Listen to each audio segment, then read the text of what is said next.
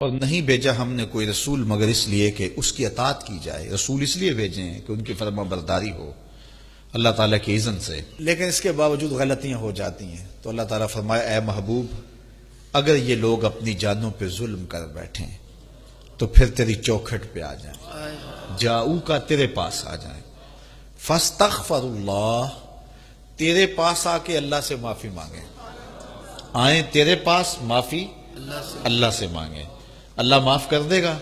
فرمایا واستغفر لهم الرسول پھر رسول ان کے لیے رب سے معافی مانگے کہ مالک میرے ڈیرے پہ چل کے آگے اب معاف کر دے.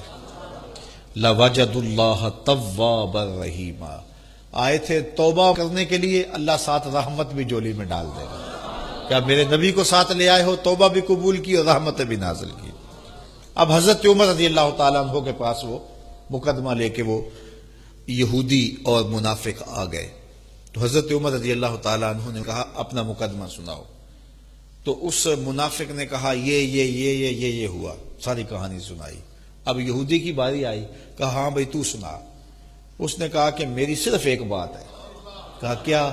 کہا اللہ کے رسول اس مقدمے کا فیصلہ میرے حق میں کر چکے ہیں, بس میں نہیں سناتا کیا ہوا, بس یہ اتنی بات ہے.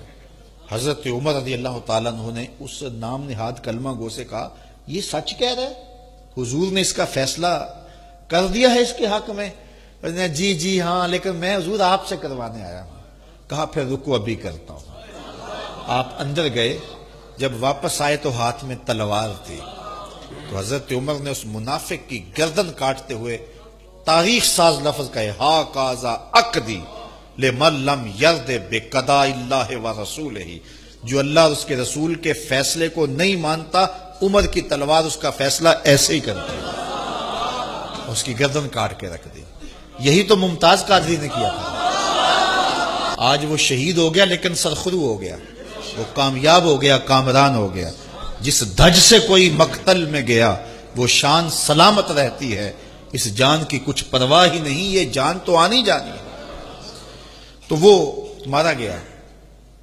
جب قتل کر دیا گیا تو جو اس کے عزیز تھے, رشتہ دار تھے, وہ حضور علیہ السلام کے پاس احتجاجی جلوس لے کے آ گئے کہ ماورائے عدالت قتل ہو گیا.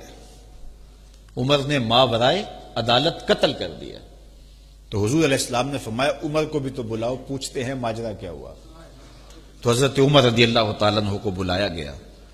تو جب حضرت عمر پہنچے, ان کے پہنچنے سے قبل جبریل پہنچ گئے اور یہ آیت کریمہ نازل ہوئی فلا وربک, رب نے کہا اے محبوب مجھے تیرے رب کی قسم, رب بھی اس پہ ناز کرتا ہے میں محمد کا رب ہوں.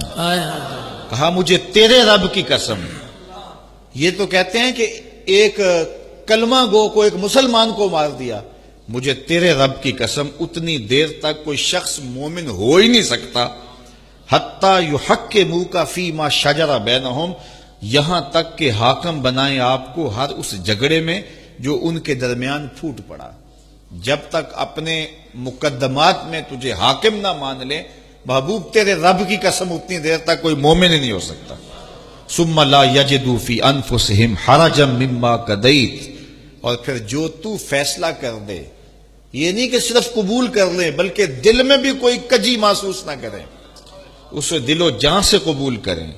وَيُسَلِّمُوا تَسْلِيمًا, اور اس کو تسلیم کرنے کا جو حق ہے جب تک وہ ادا نہ کرے, مجھے تیرے رب کی قسم کوئی مومن ہی نہیں ہو سکتا.